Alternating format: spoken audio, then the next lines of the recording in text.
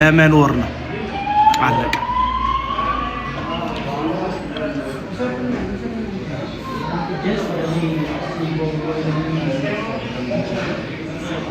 በጽድቅ ለመኖር ነው። በተለይ በትንቢተ ኢዩኤል መጽሐፍ ምዕራፍ 2 ላይ በስጋ ለባሽ ሁሉ ላይ ከመንፈስ ያፈሳለሁ ብሎ እግዚአብሔር በትንቢት እንደተናገረ ይህንንም የትንቢት ቃል በሐዋርያት ሥራ ምዕራፍ 2 ላይ እግዚአብሔር ዘመናት ቆጥሮ በሐዋርያቱና በተሰበሰቡት በ120ዎቹ ሰዎች ላይ መንፈስ ቅዱስን በሰው ላይ ካፈሰሰ በኋላ የሰው ልጅ አንደኛ ቆሮንቶስ ምዕራፍ 3 ላይ እንደምትመለከቱት የሰው ልጅ የእግዚአብሔር መቅደስ ሆኗል። እግዚአብሔር አሁን ምን አለ? በኢሳይያስ መጽሐፍ ምዕራፍ 65 ላይ ምን አይነት ቤት ልትሰሩልኝ ነው? ይህንን ሁሉ እጄ ሰርተዋለች። ሰማይ ዙፋኔ ነው፣ ምድር የእግሬ መረገጫ ነው። ሰው በሰራው ነገር ውስጥ አልቀመጥም አለ እግዚአብሔር። ራሴ በሰራውት ውስጥ ነው የምኖረው አለ። ራሱ ደግሞ የሰራው በአምላኩ በመልኩ የፈጠረው ደግሞ ራሱ የሰራው ደግሞ ሰውን ነው። ስለዚህ በአዲስ ኪዳን በክርስቶስ ኢየሱስ በመስቀል ሞት በስጋው ሞት በኩል በመስቀል ላይ በሰራው በድሉ በኩል የሰው ልጅ ወደ እግዚአብሔር ቤተሰብነት ወደ እግዚአብሔር ወዳጅነት ያመኑበት ነው እንዲገቡ ካደረገ በኋላ የሚኖረው በነሱ ማንነት ላይ በሰውነታቸው ጭምር ላይ ነው። ስለዚህ የሰው ልጅ ሰውነቱ መቅደስ ነው። አሁን በጣም ብዙ ሰዎች የእግዚአብሔርን መቅደስ እያረከሱ ግን መድረክ ላይ ቆመው በሱፍ ተጆብነው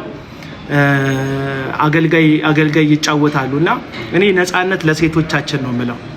ነፃነት ለሴቶቻችን በዘማሪዎች ያው ሴቶቹ ጥፋት የለባቸውም ንጹህ ናቸው እያልኩ አይደለም። በጣም ብዙ ሴቶች ገንዘብ ያታልላቸዋል፣ ዝና ያታልላቸዋል፣ መልክ ያታልላቸዋል፣ አገልጋይ የሚል ነገር ያታልላቸዋል እና ዲሲቭ ይደረጋሉ። ሴቶች በፍጥነት በጣም አይምሯቸውን ሰዎች ይቀጣጠሩባቸዋል።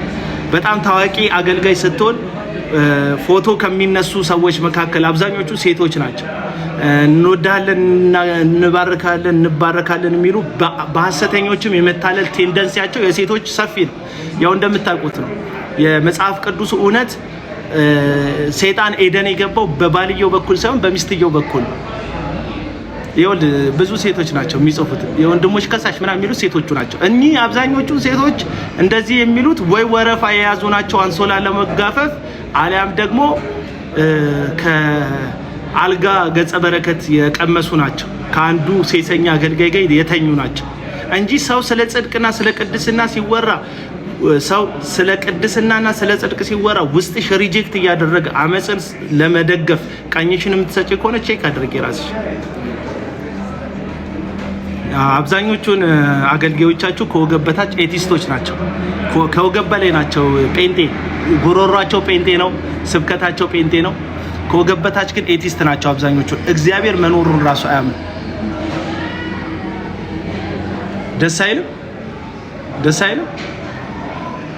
ደስ አይልም እንዴ? እኔ በኮሜንት ሴክሽን ላይ የሚናደዱ ሰዎች ሳይ ስብከቱ ትክክለኛው ቦታ ላይ እንደደረሰ ማረጋገጫ አንዱ የሚናደዱት ሰዎች ናቸው።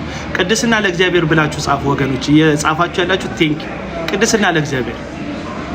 ያለ ቅድስና እግዚአብሔርን ደስ ልናሰኝ አንችልም። መጽሐፍ ቅዱስ ነው የሚለው ያለ ቅድስና እግዚአብሔርን ደስ ልናሰኘው አንችልም። እኔ አይደለም ያልኩት የእግዚአብሔር ቃል ነው የሚለው። የፈለከውን ኮንሰርት ብታዘጋጅ ኮንሰርት ከኮንሰርት የተሻለ ግብ የለውም። በጣም የሚዘሉ ላብላብ ብሏቸው የሚሄዱ ከዝላዩ በኋላ ተቃራኒ ጾታ እየያዙ መሽታ ቤት የሚቀጥሉ ያለፈው ጌታ ባንተ ነው ካሉ በኋላ ነይ ማታ በሚል ዘፈን የሚቀጥሉ የእግዚአብሔር ቃል መሰረት የሌላቸው ስር የሌላቸው ሰዎች ሰብስበ ስላዘለልክ ሚስቶቻቸውን የሚደበድቡ ሰው ግሉኮስ እስኪሰካ ድረስ ፌንት የሚያሰሩ ቤተክርስቲያን ውስጥ የሚያገለግሉበት ቤተክርስቲያን ውስጥ የሰው ልጅ ቀጥቅጠው ደም አፍስሰው መሬቱን ደም በደም የሚያደርጉ ነውረኛ አገልጋዮች ፊት ለፊት ስለተገኙልህ ነገርየው ተሳክቷል ወይም እግዚአብሔር በዛ ጉዳይ ውስጥ አለ ማለት አይደለም። አንዳንድ ወጠጤ ደግሞ እዚህ ቲክቶከሮች ድራማ ስለሰሩልህ ኮሜንት ሴክሽን ላይ ነውረኛ እግዚአብሔርን የማያውቁ የጽድቅ ቁመና የሌላቸው ሰዎች ኮሜንት ሴክሽን ላይ ስለተሳደቡልህ እግዚአብሔር ካንተ ጋር ነው ማለት አይደለም። እግዚአብሔር ካንተ ጋር ነው ማለት አይደለም።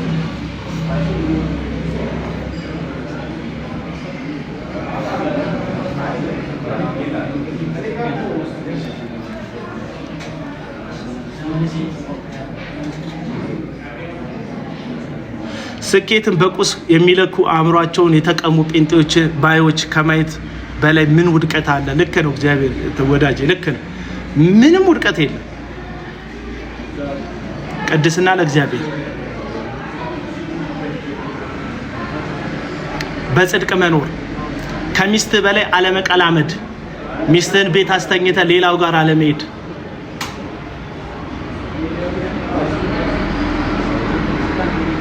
የንሞካከር ዘመን ሰዎች እችንም ፋቅ እንደፈጣን ሎተሪ ጠጅ ቤት አግዳሚ ወንበር ላይ ሎተሪ አዟሪው እና ብለው እስቲ ፈጣን ስጠኝ እያለ እየፋቀ እድል እንደሌለው ያረጋገጠውን እያስቀመጠ ሌላ ስጠኝ እያለ እንደሚቀጥል ደጋግሞ እንደሚፍቅ ፈጣን ሎተሪ እንደሚፍቅ እንደ አንዳንድ ፈጣን ሎተሪ ፋቂ በላጤነት ሰሞኑን አንድ ዘማሪ ነኝ የሚል ሰው ኢንተርቪው ተደርጎ ነበርና ለምንድን ነው የእግዚአብሔር ጊዜ እንዴት እንደሚዘጉ እንዴት እንደሚያስጠሉ ውሸታቸውን እንደሆነ ለሚያቅሰው ማለት ነው። እስካሁን ለምን አላገባም እንደውም እከሌ እኮ አላገባም እየተባለ ነው ምናምን ተብሎ ሲጠይቁ የእግዚአብሔርን ጊዜ ልጠብቅ ብዬ ነው። መንፈሳዊ ነው የሚመስሉት። ሱፉ መንፈሳዊ ነው የሚያስመስላቸው፣ ከረባቱ መንፈሳዊ ነው የሚያስመስላቸው። ውስጣቸው ግን ልክ በምስጥ ተበልቶ ላዩን ያለ የሚመስል ውስጡን ተቦርቦሮ እንዳለቀ ትልቅዬ ዋርካ መከራ ቢደገፋቸው ተቃውሞ ቢደገፋቸው አይቀጥሉም። አሁን ለምሳሌ እኔ አቤል አቡና እንደምታየው ነው። ለምን ብቻዬን አልቀርም? የያዝኩትን እውነት ማንም ሰው እንደማያስጠለኝ እያየው ነው። ጊዜ እየሄደ እየተሳደብክ ነው፣ ቀጥላለሁ። ስም እየለጠፍክ ነው፣ ቀጥላለሁ። እውነቴ ግን ያሸንፋል። ምክንያቱም ይሄ ሁሉ ሰው የሚያንጫጫው እውነት ስለማልናገር አይደለም። አንዳንዶች ሰውን ጠልተህ ነው ያልከው አንተ ነህ የምትጠላው። ሰው እየጠፋ እያለ ጥፋቱን ስፖንሰር የምታደርግ ሰውዬ አንተ ነህ ሰው የምትጠላው። ሰው እንዲመለስ መጽሐፍ ሕዝቅኤል መጽሐፍ ምዕራፍ 3 ቁጥር 16 ላይ ኃጢአተኛ በኃጢአቱ እየሄደ ባትነግረው ደሙን ካንተ ጠይቃል ይላል መጽሐፍ ቅዱስ። ኃጢአተኛው በኃጢአቱ እየሄደ ባትነግረው ደሙን ካንተ ፈልጋል። ኃጢአተኛው በኃጢአቱ እየሄደ ብትነግረውና ቢመለስ ደሙን ከሱም ካንተም አልፈልግም ማለት እግዚአብሔር። ኃጢአተኛው በኃጢአቱ እየሄደ ብትነግረውና ባይመለስ ደሙን ከራሱ ጠይቃለሁ። ሶስት ነገር ይነግረናል ሕዝቅኤል መጽሐፍ ምዕራፍ 3። የመጀመሪያው ኃጢአተኛውን መናገር። መጽሐፍ ቅዱስ ኃጢአተኛውን የሚገስጸው ሞገስን ይቀበላል ይላል። አየ በሞገስ የቀጠልኩት ንግግሬ የሚከብድክ በየኮመንቱ አቡና ያልክ ኮመንት የምትጽፈው በሌለውበት ቪዲዮ ሁሉ አቡና ያልክ ኮመንት የምትጽፈው የጽድቅ ተጽዕኖ ስላመጣውብህ ነው። እውነት ስለመናገር ነው። አለቀ በቃ። እንደ አንድ ተራ ቲክቶከር ብቻ ብታይ ኖሮ አትንጨረጨርም ነበር፣ አትጋጋጥም ነበር። ያው ኃጢአተኛው በኃጢአቱ እየሄደ ባትነግረው ኃጢአቱን ካንተ ደሙን ካንተ ጠይቃለሁ። አመፀኛ በአመፁ እየሄደ መናገር ልክ አይደለም ማለት መጽሐፍ ቅዱሳዊ ነው። መሰረቴ ባይብል ነው እያልኩ ነው። አይ መሰረተ ባይብል አይደለም የምትለኝ አንተ ከእናንተ ኃጢአት የሌለበት ይውገራት። ኢየሱስ ከኃጢአት ጋር ተባብሮ ነው እንዴ? ከአመፃ ጋር ተባብሮ ነው?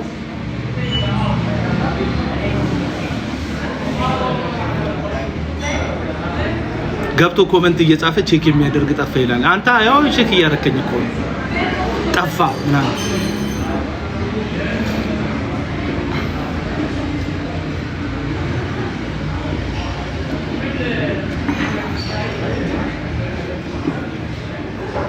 ኃጢአተኛውን የሚገስጽ ሞገስን ከእግዚአብሔር ይቀበላል።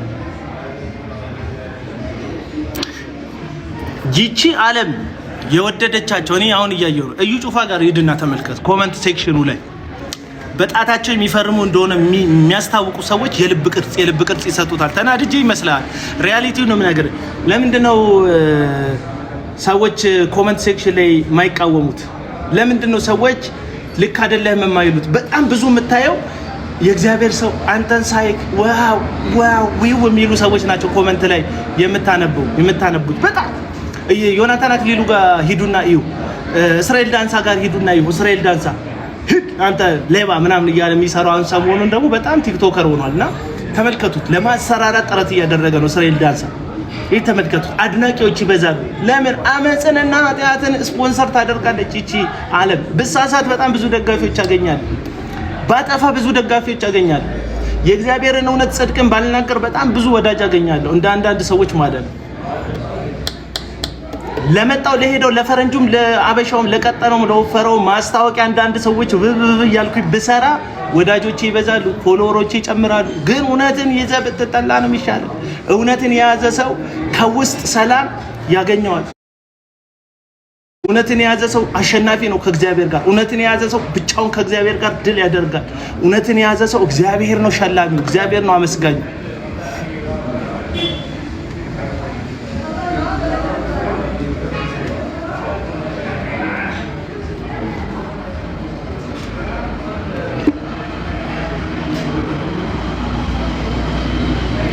ምን ስለማበጠር ምን እላለሁ ወንድም አለ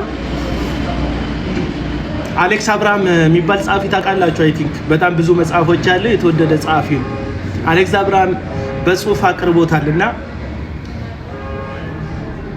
ማበጠር የሚለውን ቃል እሱ የሚያውቀው ሰይጣን እንደ ስንዴ ሊያበጥራችሁ ለመነ፣ እኔ ግን ስለናንተ ጠየቀ፣ እኔ ግን ስለናንተ ማለድኩ ወይም ጸለይኩኝ ያለበትን ኢየሱስ የተናገረበትን ጥቅስ አንጥቶ በኒዶ እንደዚህ ጣት ባላቸው ማበጠሪያዎች ጸጉሩን ወደ ላይ ያበጠረ እስራኤል ዳንሳ ተመልክታችሁታል አይደል? ሰይጣን ሊያበጠረን ፈለገ አለ። ቃሉ የሚለው እንደዛ አይደለም።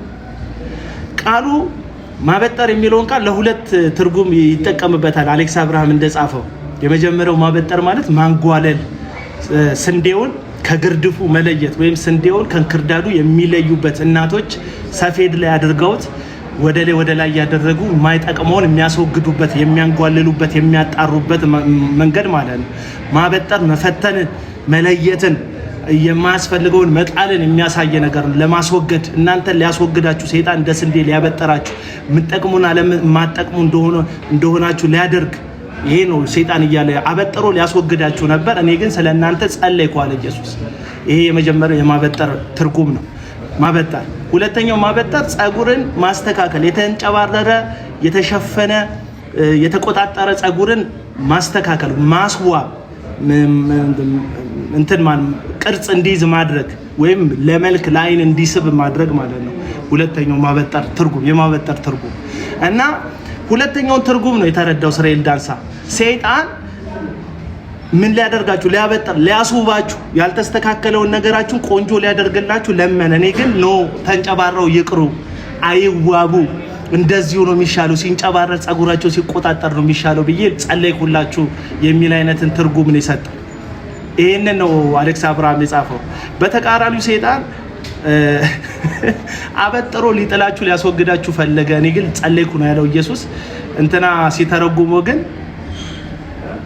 ሊያስውባችሁ ፈለገ ሰይጣን የሚል ትርጉም ነው ያለው። እና የእግዚአብሔርን ቃል በዚህ ነው ያክል ደረጃ የሚያጣሙ። ሰሞኑን አንድ ነብይ አይታችኋል። አብይ በ2017 ይሞታል ብሎ ተናገረ እና 2017ም አልፎ 2018 መጣ።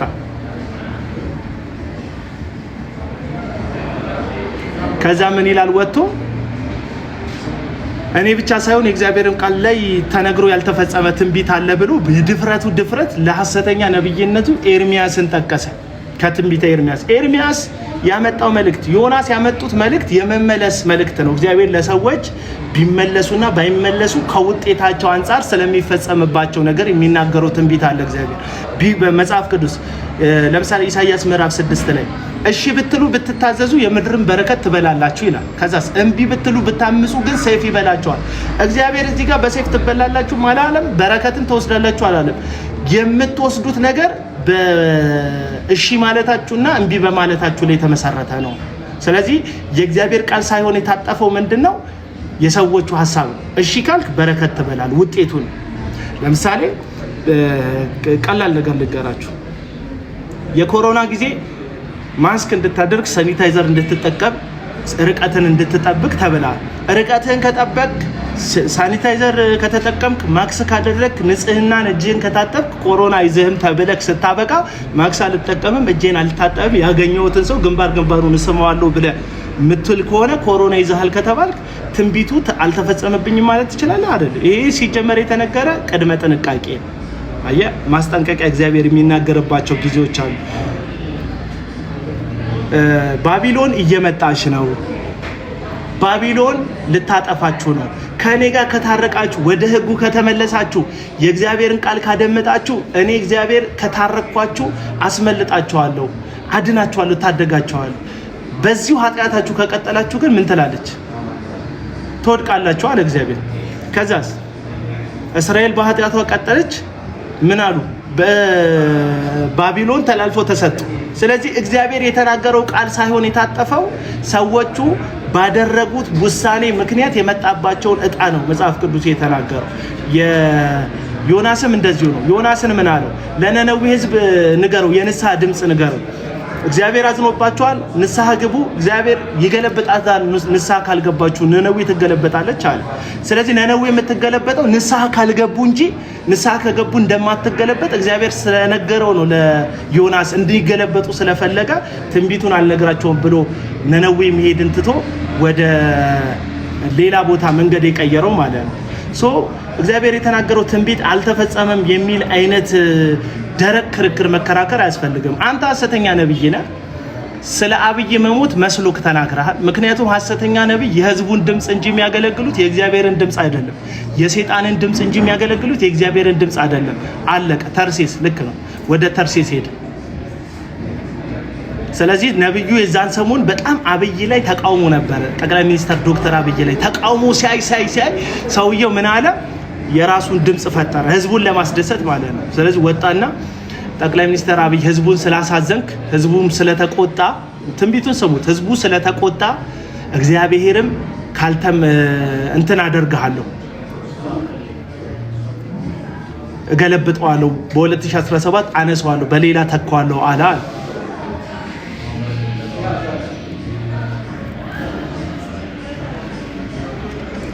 እና ሐሰተኛ ነቢያቶች እንዲህ ናቸው። ወደ ሐሳቤ ልመለስ፣ ወደ አመፀኛው ህዝብ።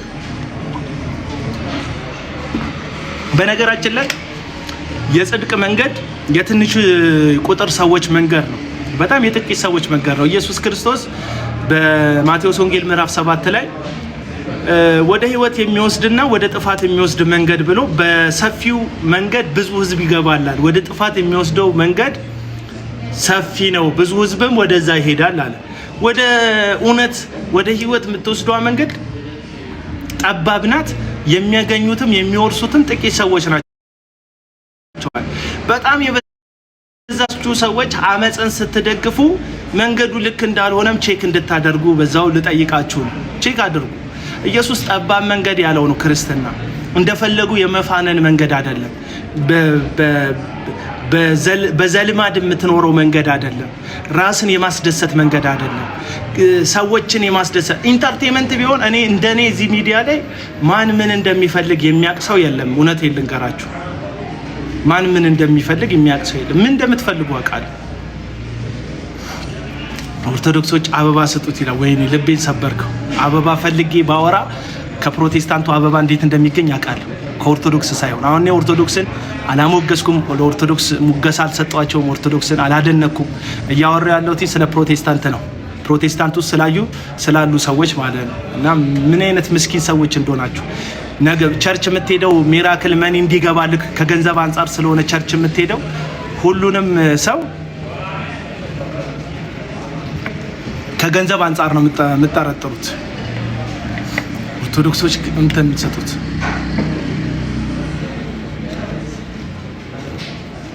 እና አንድ ደግሞ አለች፣ ሺብሬ ደግሞ አለች፣ አይቅርብኝ ደግሞ አለች። እኔንም በእናትህ ተናገሪ። ምን ብለን የምናገር? አሁን ለምሳሌ ዮኒ ማኛ የሚባል አንድ ግለሰብ አለ። ፖለቲካው የከሰረበት፣ ማህበራዊ ግንኙነቱ የከሰረበት፣ እዚህ አሁን ሶሻል ሚዲያ ላይ አለኝ የሚለውን ተጽዕኖ ያክል ማንም ሰው የማይሰማው አንድ ተራ ቲክቶከር አለ። እና ይሄ ተራ ቲክቶከር ምን ይላል? አንተ የተናገርካቸው ሰዎች ሁሉ ጥሩ ቦታ ነው ያሉት ይላል።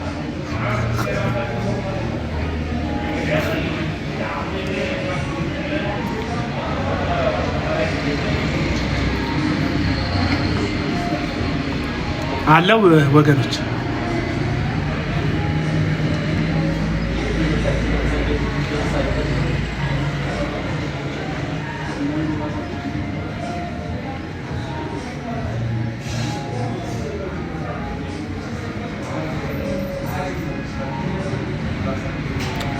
አይ ቲንክ አሁን መጣ።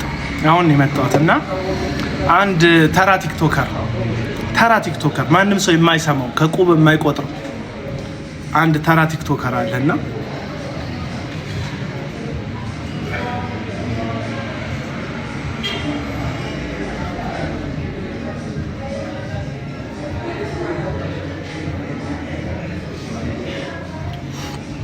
ምን ይላል? እኔም ሐዋርያ ልሆን ነው። ካንተ ቀድሜ ያውቃለሁ ይሄን ነገር አንተ ከመናገር በፊት ማለት ነው። ዮኒ ማኛ አካሄዱን መሰላችሁ በጣም ብዙ ፕሮቴስታንቶችን በማስደሰት አካባቢው ላይ ብርቱካን የምትባለው ሴትዮ ቃል የገባችለት ና በእናትህ የፕሮቴስታንቱ ይሄ ጭስ አልባው ኢንዱስትሪ ዝም ብለህ ቸርች ብትከፍት ታዋቂ ስለሆንክ ሰዎች አንተ ጋር ይመጣሉ፣ ሸቀል ታደርጋለህ ብለዋለች። እና አሁን እቅዳቸው ይሄ ነው። ዮኒ ማኛ በቃ በተቻለው መጠን አማራጩን አይቶ ይሄ የፕሮቴስታንቱ ዓለም የፕሮቴስታንቱ ሕዝብ ልክ እንደ ሆላንድ ላም በጣም እንትን የሚሰጥ ነው፣ ወተት የሚሰጥ ነው። የሆላንድ ላም ነው አሉ፣ ብዙ ወተት የምትሰጠው የሆላንድ ላም ናት አሉ። እንግዲህ ከብት የምታረቡ ሰዎች ነው እሱን የምታውቁትና ከብቶችን የምትነዱ ሰዎች ናቸው ይሄን የምታውቁት። እና የፕሮቴስታንቱ ዓለም በደንብ ስለሚታለብል የሆነ ቸርች ነገር ትቀልሳለህ፣ ከዛ በቃ ማያቋርጥ ገቢ ይኖራል ተብሎ ነው ወደ ፕሮቴስታንት የመጣው። እና አሁን እኔ ስቃወመው በጣም ጥሩ ነገር የሚያገኝ አይነት ነገር እንደሆነ ነው የሚሰማው። ዮኒ ማኛ ቁሳቁሳዊ ነው፣ መንፈሳዊም አይደለም። ይኸውላችሁ ወዳጆች አፍተሮል እኛ እኮ ኢየሱስን የተከተልነው መኪና እንዲሰጠን፣ ቤት እንዲሰጠን፣ ንብረት እንዲሰጠን አይደለም። የተከተልነው የዘላለም ሕይወት ለማግኘት ነው። እኛ ሁሉን ጥለን ተከተልንህ አሉት ሐዋርያቱ። እዛ ምንድነው ትርፋችን ብለው ሲጠይቁት በሰማይ የዘላለም ሕይወት በምድር 100 እጥፍ አሏል። እቺ 100 እጥፍ በምድር የምትለው ቃል ለአንዳንድ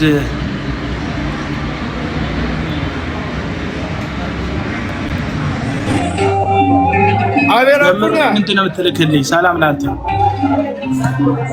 አይ ትናንትና ስላሸነፉ ደስ ብሎኛል። በቃ የአንተን ድምፅ ሰምተው ብዙ ፔንቶች ቀርተዋል። አዳራሹ ባዶ ሆኗል።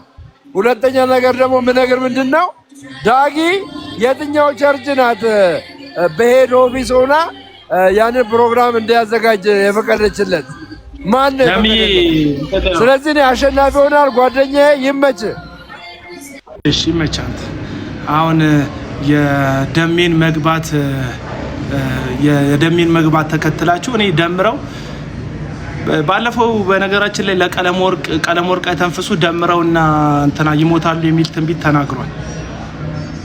አልተሳሳትኩማ? ትንቢት ተናግሯል።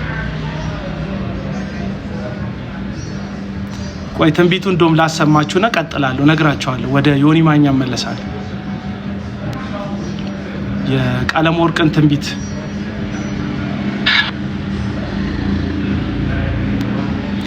እነደሜን ትሞታላችሁ ጌታ መጨረሻችሁ ነው ብሎኛል ይላል ቀለም ወርቅ አይተንፍሱ።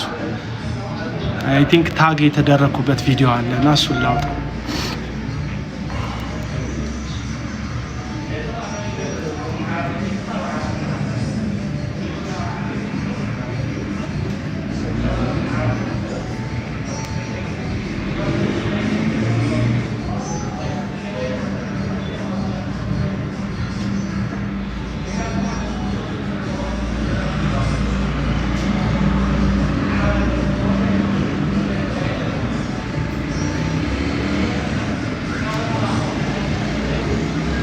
እየተናገርኩ ነው።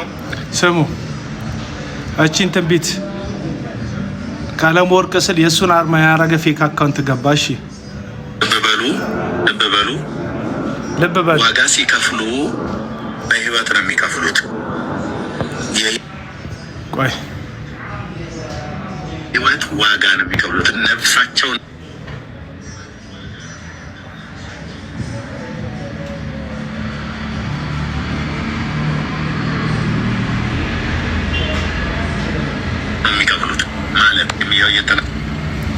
ይህንን ሰምታችሁታላ። ትንቢቱ ምን ይላል መሰላችሁ? የሞት እንትን ዋጋ ነው የሚከፍሉት፣ በሞት ነው የሚነሱት ይለና መጨረሻ ላይ የሚለውን ትሰሙታላችሁ። ትንቢቱ ላይ እግዚአብሔር ግን ይህንን ነገር እንዳይሆንባቸው እጸልይላቸዋለሁ ይላል። በጣም የተካኑ አጭበርባሪ ሰዎች በፕሮቴስታንቱ ዓለም ላይ ሁለት ነገር ነው የሚነግሯችሁ። አንደኛ እንደምትሞቱ ይነግሯቸዋል። ሁለተኛ እንዳትሞቱ እንደሚጸልዩላችሁ ይነግሯቸዋል። ከዛ ከሞታችሁ ትንቢታቸው እንደተፈጸመ ምን ብያችሁ ነበር ብለው ይመጣሉ። ካልሞታችሁ ደግሞ ምን ይላሉ? እኔ ስለጸለይኩላቸው ነው እግዚአብሔር ያለፋቸው ይቅር ያላቸው። ስለዚህ እነዚህ ሰዎች ልክ እንደ እዚህ ኳስ ላይ ቁማር እንደሚጫወቱ ሰዎች ደብል ቻንስ ይዘው ነው የሚጫወቱት። ደብል ቻንስ ይባላል። እና ይቺ ደብል ቻንስ ትንቢት አይደለችው። እግዚአብሔር ከተናገረ ይነግራል። በቃ ጉዳዩ ይፈጸማል። አለቀ።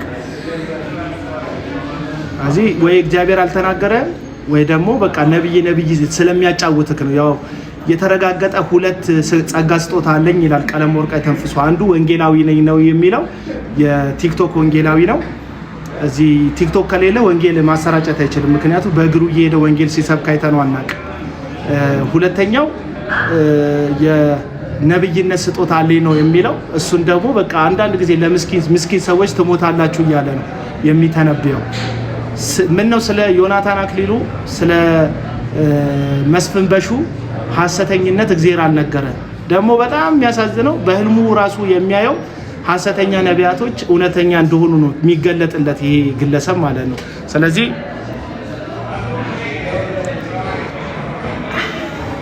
እንስማው ትንቢቱን። ዊን ሲቹዌሽን የሚጫወትበት ትንቢት ማለት ደብል ቻንስ የሚጫወትበት ትንቢት አገርኩ ነው። ልብ በሉ ዋጋ ሲከፍሉ በህይወት ነው የሚከፍሉት። የህይወት ዋጋ ነው የሚከፍሉት። ነፍሳቸውን ነው የሚከፍሉት ማለት በሞት ሁሉ ነው የሚነሱት። ሕያው ቅዱስ የእግዚአብሔር ልጅ ምስክር ነው። በሞት ነው የሚነሱት አለ። ማን ምስክር ነው? ሕያው አምላክ እግዚአብሔር ምስክር ነው። አሁን እግዚአብሔር ለምስክርነት ተጠርቷል። ገባችሁ?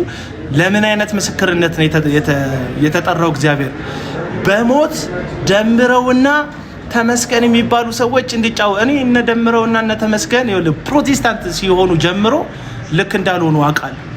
ለምሳሌ ይሄ መልእክት አቡናን ሲሰድቡለት አልመጣለትም። ለቀለም ወርቅ እሱን ሲከራከሩት ነው የሚመጣለት። እግዚአብሔር የአንተ ቡድን ተጫዋች አይደለም። ጊዮርጊስና ቡና አይደለም እግዚአብሔር። አንተ ሲደብር ሰው የሚገልልክ አይደለም እግዚአብሔር። የሆነ ያንተን ማሊያ አድርጎ ላንተ የሚጫወትልህ የሚመስልክ አይነት ሰዎች አላችሁ። ላንተ የሚጫወት እግዚአብሔር የለም። ዳግማዊ ጥላሁን የምትባል ሰውዬ አዝማሪው ማለት ነው። አዝማሪው ደግሞ ማን ነው? ኤርሚያስ የምትባል ሰውዬ የዛን ጊዜ እየከፈላችሁ ገንዘብ እየላካችሁላቸው ቅዱሳን የምትሏቸውን አንዳንድ ተላላ ሴቶችን ገንዘብ እንዲያዋጡ እያደረጋችሁ አንዳንድ ጉድለቶቻቸውን ላፕቶፕ ስትገዙላቸው ምን ስትሏቸው ስፖንሰር እያደረጋችሁ እኔንም ሆነ አማን ሻሎምን ሌሎችን ስታሰድቧቸው የዛን ጊዜ እግዚአብሔር አይወስዳቸውም እነዚህን ሰዎች። ከዛ በራሳቸው ፍላጎት ያዋጣናል ወዳሉት እምነት ሲሄዱ ግን እግዚአብሔር ተናዶ ይገላቸዋል። በነገራችን ላይ ክርስትናን ትተው ኤቲስት የሆኑ ሰዎች አሉ። በህይወት አሉ፣ አልሞቱም። ደግሞ እነ ደምረው ሞቱ አልሞቱ። ሞት የሁሉ የህይወት እጣ ፈንታ ነው። የደምረውና የተመስገን ብቻ አይደለም። እኔ ሞታለሁ፣ አንተ ትሞታለህ። ምን ነው ባለፈው ላለመሞት አይደል እንዴ? በውሸት ስፓይናል ኮርዴ ተጣመመ፣ ነርቬ ተቀነጠሰ፣ እርዱኝ ብለክ የውሸት ፈውስ ተፈውሻለሁ ብለክ ቅዱሳን የላኩልን ገንዘብ ከዶክተር ሻውልና ከመሰሎች ጋር የተካፈልከው ተከፋፍላችሁ አይደል እንደ ገንዘብ ቁጭ ያላችሁት? ሌቦች ናችሁ። አሳይታል ለቅዱሳን እግዚአብሔርን ለሚፈሩ ለደገፉክ ሰዎች የመታመምክን አንድ ማስረጃ አሳይታል። ሌባ ስለሆንክ እኮ ነው፣ ሌላ ታሪክ የለም። እና ለዚህ የትንቢት ድምፅ ምስክሩ ማን ነው? እግዚአብሔር ነው። ስሙ። ዋጋ ሲከፍሉ አየው በህይወት ነው የሚከፍሉት። እሺ የህይወት ዋጋ ነው የሚከፍሉት። ነፍሳቸውን ነው የሚከፍሉት። ነፍሳቸውን ነው። በሞት ሁሉ ነው የሚነሱት። ሕያው ቅዱስ የእግዚአብሔር ልጅ ምስክር ነው። ማን ነው ምስክሩ? ሕያው አምላክ ቅዱስ እግዚአብሔር ነው ምስክሩ። ማን እንደሚሞት ደምረውና ተመስገን እንደሚሞቱ ማን ነው ምስክር? ሕያው አምላክ ቅዱስ እግዚአብሔር። ከዛ እግዚአብሔር መስክሯል ይወስሙ። ከዛስ ነግረናል ብላለች ትላል ይባላል። አንዲት እብድ ነበረችና እየተባለ ሁሉ ቀን እብድ ናት እየተባለች ትናቅ ነበረ እና ሴትዮዋ ግን እብድም አልነበረችም ባለ አይምሮም ናትና መጨረሻ ላይ የሆነው ነገር ከሆነ በኋላ ታሪኩን ስለማቀው በመናገር አላንዛዛባችሁም ለማለት ፈልጌ ነው።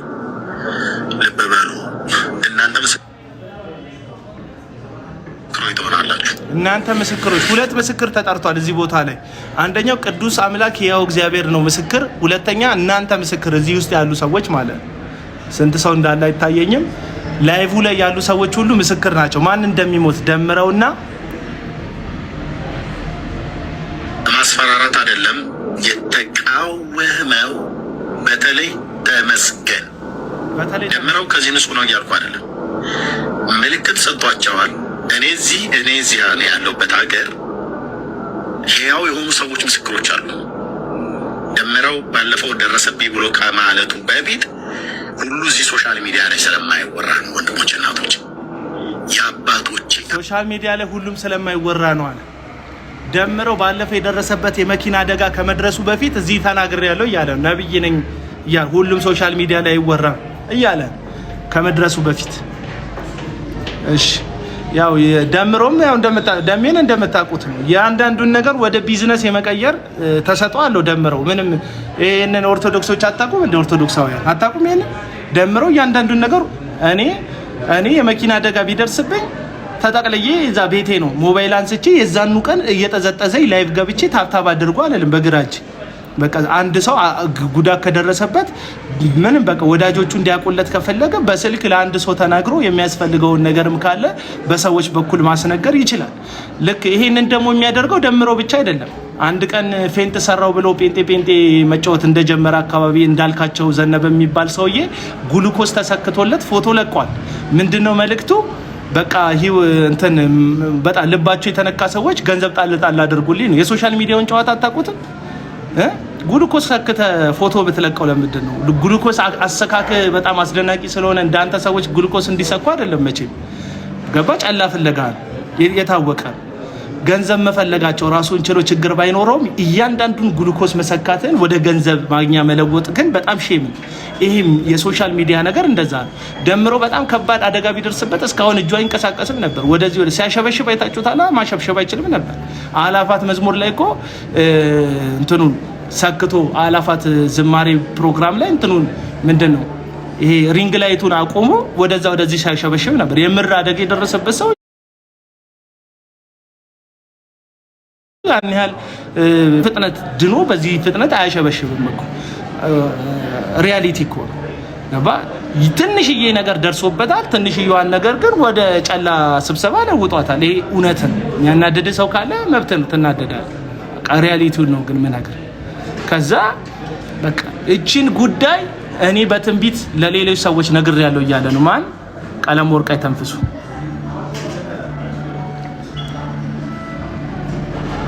እቺን ጉዳይ እኔ በትንቢት ለሌሎች ሰዎች ነግሬያቸዋለሁ እያለ ነው። እዚህ ሚዲያ ላይ ገንዘብ በበሽታ ያልሰበሰበ ማን አለ? እስቲ ጠይቁ። ማን አለ? በሐዘን ገንዘብ ያልሰበሰበ ማን አለ? እናቴ ሞተችብኝ፣ ሚስቴ ሞተችብኝ፣ ልጄ ሞተብኝ ብሎ ገንዘብ ያልሰበሰበ ማን አለ? ከጥቂት በጽድቅ ከሚኖሩ ሰዎች በስተቀር ብዙ ሰው ገንዘብ ሰብስቧል። የእናቴ መቀነት አደናቀፈኝ ብሎ ገንዘብ ሰብስቧል ሰው።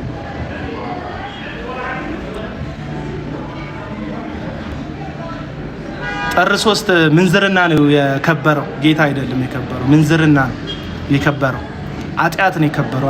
አመፀኝነት ምንም እንዳልሆነ ቤተክርስቲያን ያገደችው ሰው ምንም ከማድረግ ወደኋላ ቤተክርስቲያን ስልጣን እንደሌላት ነው የታየው። ስለዚህ ቀለም ወርቅ አይተንፍሱ የመኪና አደጋ ከመድረሱ በፊት ተገልጦልኛል እያለ ነው። ከዚህ በፊት ግን 2 ምስክር አድርጓል። እነዚህ 2 ሰዎች ማለትም ደምረውና ተመስገን በህይወት ዋጋ እንደሚከፍሉ ጌታ እግዚአብሔር ቅዱስ እግዚአብሔር ምስክሬ ነው አለ። እናንተ ምስክሬ ናቸው አለ። ማረጋገጫ ደግሞ ቀድሞ ስለደረሰው አደጋ ጌታ ተናግሮኛል እያለ ነው። ማን? ቀለም ወርቅ አይተንፍሱ። ስሙ። አምላክ ቅዱስ እግዚአብሔር ምስክር ነው። ኦኬ። ሁሉ እዚህ አይወራም። ልብ በሉ። እናንተ ምስክሮች ትሆናላችሁ። ከንስሐ ባይመለሱ የህይወት ዋጋ ነው የሚከፍሉት። ይሄን ደግሞ ታዩታላችሁ በቅርብ ማለት ነው። ንስሐው ምንድን ነው? ንስሐውን ልጠይቃችሁ ለእናንተ ለወገኖች ለፕሮቴስታንት ንስሐ ምንድን ነው? ለነደምረው የኦርቶዶክስነታቸውን ትተው ወደ ፕሮቴስታንትነት መምጣት ነው ንስሐው? ወይስ እዛው ኦርቶዶክስ ሆነው ጴንጤን ስለተናገርን ጴንጤን ስላሳዘንን ጴንጤን ማይሆን ንግግር ስለተናገርን ይቅርታ አድርጉልን ማለት ነው ንስሐው? ምንድን ነው ንስሐው? እስቲ ስለዚህ ንስሐ ትነግሩኛላችሁ? ስለዚህ ንስሐ ትነግሩኛላችሁ? ምንድን ነው ንስሐ? ወደ ፕሮቴስታንትነት መመለሱ ነው ንስሐ? ምንድን ነው? ግልጽ አይደለም ንስሐ።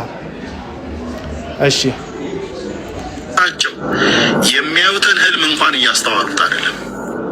እግዚአብሔር የሚያዩትን ህልም እያስተዋሉት አይደለም። ደምረውና ተመስገን እየሄዳችሁ ህልም ታስፈታላችሁ እንዴ? ቀለም ወርቅ ጋር ንገሩን። እንደዚህ አይነት ግንኙነት ካላችሁ የሚያዩትን ህልም ራሱ እየተረዱት አይደለም ማለት ህልማችሁን ሁሉ አብራችሁ ተኝቶ እያየ ነው ሰውየው።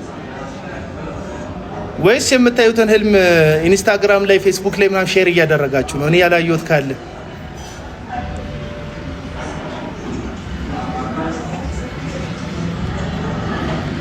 አብሮ ማየት ሁሉ ጀምረዋል እኮ ህልም። ሰዎቹ በጣም ተራቋል።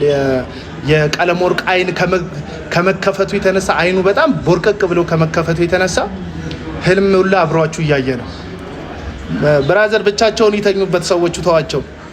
ደግሞ አንሶላቸው ውስጥ ገብተህ አብረህ ህልማቸውን ሼር ማድረግ ፈለግ? ኔትፍሊክስ እኮ አደረገው የሰውን ህልም። እሺ ቀጥሉ። ህልም ሳይናገራቸው ቀርቷቸው እንዳይመስላችሁ። የሚያዩትን ህልም እንኳን እያስተዋሉት አይደለም።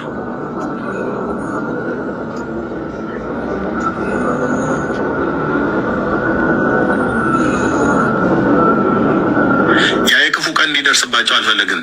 ጌታ ያሳየኝ እንዲሆንባቸው አልፈልግም። ጸልይ ያለው ወደ ሰራዊት ጌታ ወደ እግዚአብሔር ማለት ነው። ኦኬ የሆነ ቀን ግን እናንተ ምስክር ትሆናላችሁ። እኔ ስለጸለይኩ አገር ስለጸለይ አይደለም። እነሱ ባይመለሱ ግን የህይወት ዋጋ ነው የሚከፍሉት። ልብ በልና ስማኝ ብራሰር፣ አስቀምጠው ሪከርድ አድርገህ ይሄንን የሚየው እየተናገርኩ ነው። ልብ በሉ፣ ልብ በሉ። ዋጋ ሲከፍሉ አሜዚንግ ነው። በህይወት ነው የሚከፍሉት። ዋው የህይወት ዋጋ ነው የሚከፍሉት። ነፍሳቸውን ነው የሚከፍሉት ማለት በሞት ሁሉ ነው የሚነሱት። ያው ቅዱስ የእግዚአብሔር ልጅ በሞት ነው የሚነሱት። ስለዚህ እኔ የምለው ስለ ንስሐው ልምጣበት። ንስሐውን የነፍስ አባታቸው ጋር ነው አንተ ጋር ነው ንስሐ መግባት ያለባቸው። ንስሐው ለቀለሙ ለደምረውና ለተመስገን ወደ ፕሮቴስታንት መመለስ ነው ንስሐ? ወይስ ፕሮቴስታንትን ስለተናገሩት ክፉ ንግግር ይቅርታ መጠየቅ ነው ንስሐው? የንስሐውን ነገር ብታስቀምጠልን ጥሩ ነው። ወይም ንስሐውን ጽፈ ብሰጣቸው ጥሩ ነው። አንተ እንዳልከው ካልሆነ ያንተ አምላክ ራሱን ችሎ እኛ የምናውቀው አምላክ አይደለም። ያንተ አምላክ ራሱን የቻለ አንተው ራስህ ጋግረህ ጠፍጥፈህ የሰራከው ይመስለኛል። የሰራዊት አምላክ የምትለው መጽሐፍ ቅዱስ ውስጥ ያለ እግዚአብሔር ከሆነ ከአንተ ጋር ቦድኖ ሰው የሚቀጠቅጥ ሰው የሚገል አይደለም። የምህረቱ ባለጠግነት ለሁላችንም የሚተርፍ ነው። አለቀ አለቀ። እና ወደ ዮናስ ሙሉነህ ልመለስ። ዮናስ ሙሉነህ በተነሳው በተፈሳው በተገሳው ነገር ሁሉ ላይ ሀሳብ ልስጥ እንደምትል የታወቀ ነው። አንድ 10 ዓመት ምናምን ሆኗል አይ ቲንክ እዚህ ሶሻል ሚዲያ ላይ። እና አሁን ላይ አይ ቲንክ አልቋል። እንትን መደመጥ ጊዜ ያለቀ ነው። አንተን የሚያዳምጡ ሰዎች እንዳንተ የከሰሩ እንዳንተ 3-4 ሃይማኖት የዞሩ የሃይማኖት አዙሪት ያለባቸው እንዳንተ ከፖለቲካ ስፖንዳ ወደ ፖለቲካ ስፖንዳ በስሜታዊነትና በግብታዊነት ከዛ ወደዛ ሲጋጩ የነበሩት ከአማራነት ወደ ኦሮሞነት፣ ከኦሮሞነት ወደ ትግሬነት፣ ከትግሬነት ወደ እንትነት በቃ ሲላተሙ የነበሩ የብሔሩ ሁሉ ፖለቲካ ያልቀራቸው ያሉት ካሉት ሃይማኖቶች አንኳሩን ሃይማኖት የተከተሉ እግዚአብሔርን በካዱበት ማግስት ኢየሱስ የእግዚአብሔር ልጅ አይደለም ብለው ሰለምን ባሉ ማግስት ከእንደገና ወደ ኦርቶዶክስ የሚመለሱ ኦርቶዶክስ ነን ብለው ኦርቶዶክስ የሚለውን ራሱ አረፍተ ነገር ሳይጨርሱ ወደ ፕሮቴስታንትነት የሚከለሱ አሁን ላይ መጨረሻ አቋምህ እንትን ይመስለኛል። የፕሮቴስታንት ማህበረሰብ ልክ እንደ ሆላንድ ላን ለመታለብ በጣም ብዙ የሚሰጥ እንደሆነ ተሰምቶካል። እሷም አሰልጣኝ የሆነችው ሐሰተኛይቱ ነብይ ሀገር ጥላ የፈረጠጠችው ቸርች እንደ የከፈተችውን ሱቅ ምለውን መጋዘኗን ቆልፋ ምእመኗን በትና ምእመን እንኳን አይደለም በቃ ዝም ብሎ እየሄደ ጥንቆላ የሚሰማውን ተከታይ በትና የተሰደደችው እዛም ደግሞ የለመደችው ፊልዷ ስለሆነ ጥቂት ያዳራሽ ተከራይታ እንዳንተ ያሉ ሰዎችን በጌታ አድኛለሁ እያለች ሽቀላዋን ከእንደገና የሞተባትን ያገልግሎት የሞተባትን የሽቀላ መንገድ ቆፍራ ከመቃብር ለማውጣት የምትሞክረዋን ሴትዮ ቃል እንደገባችልህ ሰምቻለሁ። ተፍ ተፍ ትላለህ፣ ኦርቶዶክስን ታብጠለጥላለህ፣ ሌላውን ሃይማኖት ትዘልፋለህ።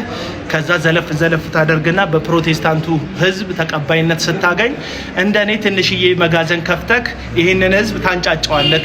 ከዛ ከዚህ ህዝብ አስራትና መባ እያልክ እኔ በምኖርበት መንገድ አንተም ትኖራለህ የሚል ቃል እንደገባችልህ ሰምቻለሁ። እና ነገ ከነገ ወዲያ ለዚህ ነው ቪዲዮ ላይ ሰምታችሁታል። ሐዋርያ ሆናለሁ ይላል ዮኒ ማኛ፣ ነብይ ሆናለሁ ይላል። አንዱን ምረጥ እንጂ ወይ ነብዩን ወይ ሐዋርያው። ሐዋርያም ነብይም እንዴት መሆን ይቻላል? ሰው እንዴት እንደዛ ይችላል? ወይ ሐዋርያ ትሆናለህ ወይ ነብይ ትሆናለህ። ይሄ መንጋ ማህበረሰብ መምጣቱ አይቀርም። አንተም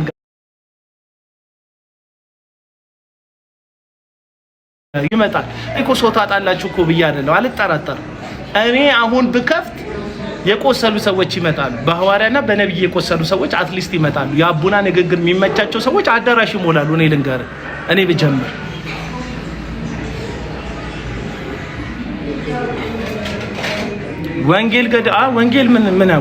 ወንጌል ገደል ይግባ እኮ ያለው ከልቡ ነው፣ ተናዶ አይደለም። ወንጌል ገደል ይግባ ባይሆን የአመለካከቱ የህይወት አቋሙ ባይሆን ወንጌል ላይ በዚህን ያክል ደረጃ ሲቀለድ አንተ የምትቃወማቸው ሰዎች ሁሉ ሀብታም እየሆኑ ነው አለ። ለዮኒ ማኛ ወንጌል ማለት ሀብታም መሆኛ ማለት ነው። እንደ እዩ ጩፋ ቪኢት መንጃ ነው ለሱ። እንደ እዩ ጩፋ ሚሊዮነር መሆኛ ነው። እንደ ዮናታን አክሊሉ አሜሪካና ካናዳ ቤት መግዣው ነው ወንጌል ለሱ። ተረዳችሁ? በቃ ለዮኒ ማኛ የትኛውን የወንጌል ትምህርት ተምሮ ነው? የትኛውን የእግዚአብሔርን ቃል ቁጭ ብሎ አንብቦ ነው? እዚህ ሚዲያ ላይ ወንጌል ሰባኪ ጀግና ለመባል የሚያስፈልግ ብቸኛው ነገር የኦርቶዶክስ እምነት ተከታዮችን ማብጠልጠል። ገድሉ ድርሳኑ ማርያም አታማልድ ምን ታመጣላችሁ ማርያም እኮ እንደዚህ ናት ብሎ ኦርቶዶክስን ታብጠለጥላለህ፣ እንትን ትላለህ። አንተ ላይ ቪዲዮ ይሰራብካል። የሚሰራብክ ቪዲዮ ላይ ፕሮቴስታንቱ ገብቶ ታዲያ ውሸቱን የተናገረው ብሎ ይከራከርልሃል። እንደ ጀግና እንደ ሰባኪ ትቆጠራለህ። አለቀ። ይሄ ነው ቀላል ነገር። አሁን ይሄንን እውነት ስናገር የኦርቶዶክስ ገድል እኮ እውነት ነው አለ አቡና፣ ኦርቶዶክስን እኮ ደገፈ አቡና ብሎ ደግሞ ይመጣል አንዳንድ ፖለቲካ ሰራተኛ። ኦርቶዶክስን ስለመደገፍ አይደለም፣ ወንጌል የኦርቶዶክስን ማብጠልጠል አይደለም፣ ራሱን ችሎ በቃ አይደለም። እና ዮኒ ማኛ እንደ ማማሰያ ሁሉም ድስት ውስጥ ገብቼ ካላማሰልኩ የሚል ሰው ነው። ላሽ በሉት። ስለ ኮንሰርቱ ጥቂት ነገር ልበል። ኮንሰርት ያው እንደምታውቁት የእግዚአብሔር አጀንዳ ሀሳብ አይደለም። የትኛውም ቦታ ላይ እግዚአብሔር ኮንሰርት አዘጋጅታችሁ በሙሉ ባንድ ህዝብ አዘልሉልኝ ብሎ አልጠራንም። ይልቁንም በአምልኮ መሰረታዊ ደረጃ ይህንን እግዚአብሔር አምልኮ ብሎ እውነተኛ መስዋዕት፣ እውነተኛ አምልኮ እግዚአብሔርን ደስ የሚያሰኝ ወላጅ የሌላቸው ልጆች መደገፍ እንደሆነ፣ መበለቲቱን መርዳት እንደሆነ፣ የወደቁትን ማንሳት እንደሆነ መጽሐፍ ቅዱስ በግልጽ ነው የሚናገረው። አለቀ። ኢየሱስ ክርስቶስ ተናገረ። አሁን እንደዚህ ስትሏቸው የሚጠቅሷት አንድ ጥቅስ አለች። ይሁዳ የአልበስጥሮስ ሽቶ ቅባቱ ሲፈስ ለድሆች ቢሰጥ አለ። ስለዚህ ኢየሱስ መለሰለትና ለድሆች እኔ አሁን ከናንተ ጋር ነኝ፣ ድሆች ግን ሁሌ ከናንተ ጋር ይሁን አለ እና ልክ ለድሆች ይደገፉ ማለት ልክ ይሁዳን እንደመሆን የሚመስላቸው ሰዎች አይደለም። ይሁዳ ሞቲቭ ገንዘብ የመውደድ እንደሆነ ቢያስታውቅም ገንዘቡን ግን የራሱ ለማድረግ ነው። ለምን? ገንዘብ ያዥ ስለነበረ። በኢየሱስ ክርስቶስ ሐዋርያት መካከል ገንዘቡን የሚቆጣጠር የነበረው ኢየሱስ የሚያገኘውን በክርስቶስ የሚመጣውን የወንጌል አገልግሎት ገንዘብ የሚቆጣጠረው እሱ ስለሆነ አልበስጥሮስ ሽቶ ቢሸጥ የሚመጣው እሱ ጋር። ለዚህ ነው ዮሐንስ ሲናገር ይሁዳ ከሚሰጠው ገንዘብ ከወጪቱ ይሰርቅ ነበር አለ። ከየትኛው ወጪት ነው የሚሰርቀው? እያገለገሉ ነው። አዎ የክርስቶስ ኢየሱስን ገንዘብ ያዥ ነበር። አገልግሎቱን የሚደግፉ ሴቶች ነበሩ አይደል? ኢየሱስን ይሰማል ወዳጆች፣ ይሰማል።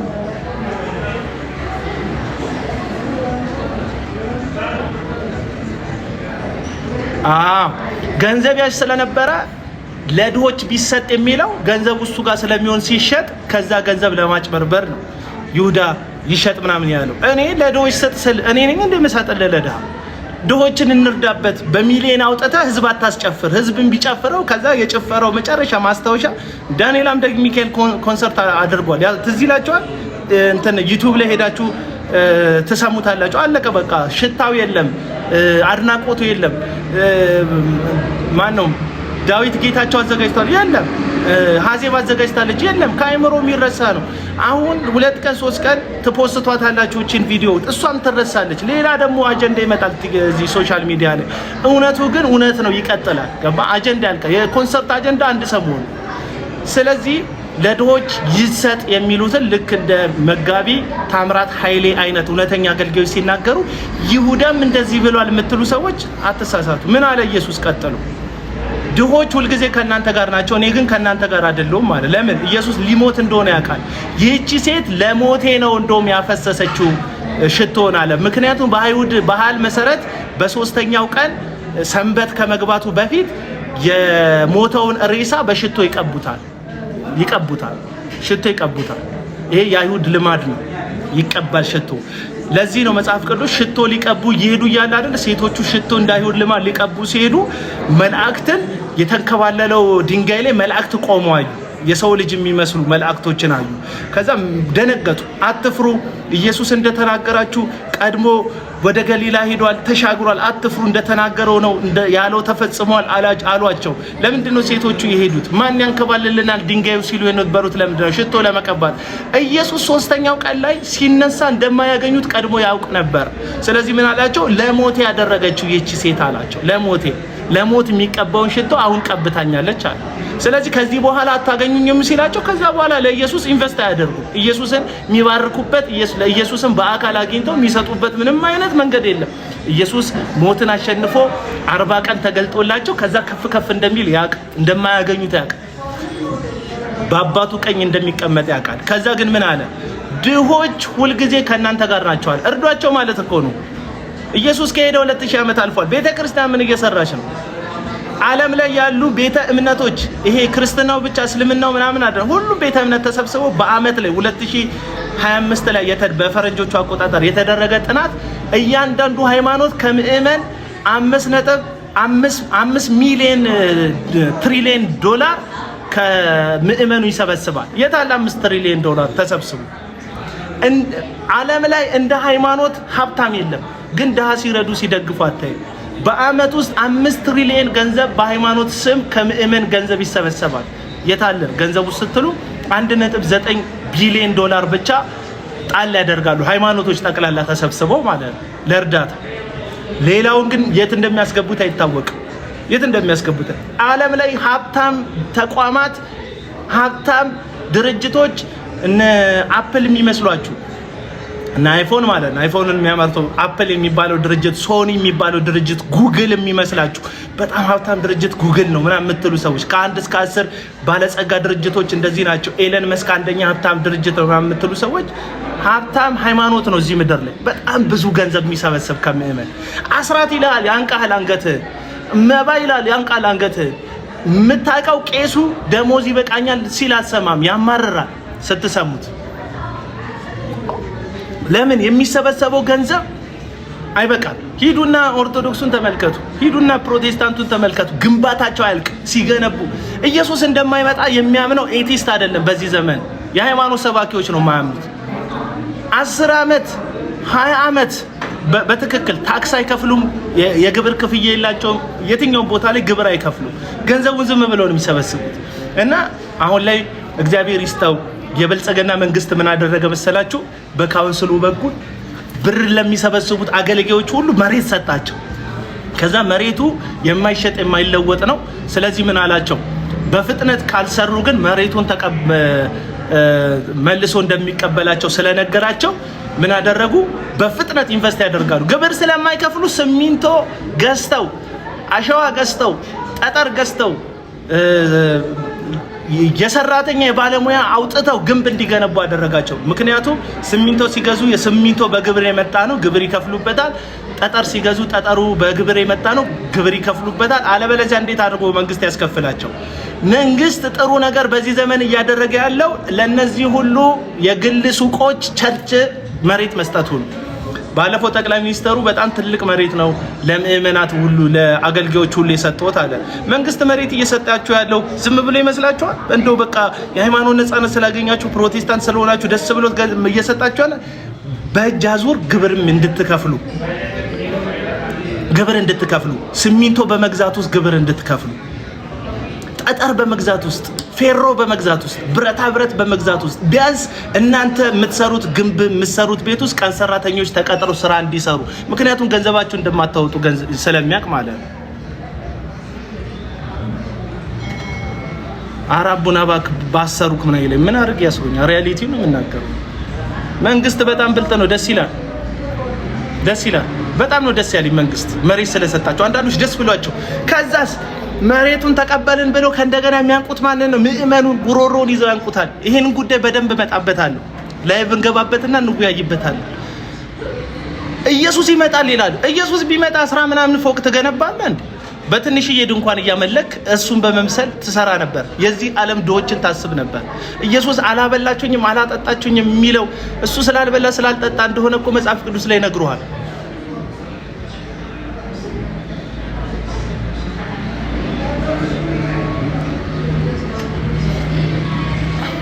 ይሰማችኋል ወዳጆች? እኔ ቀይ ምልክት ሲያሰማኝ ነው ዝም የምለው።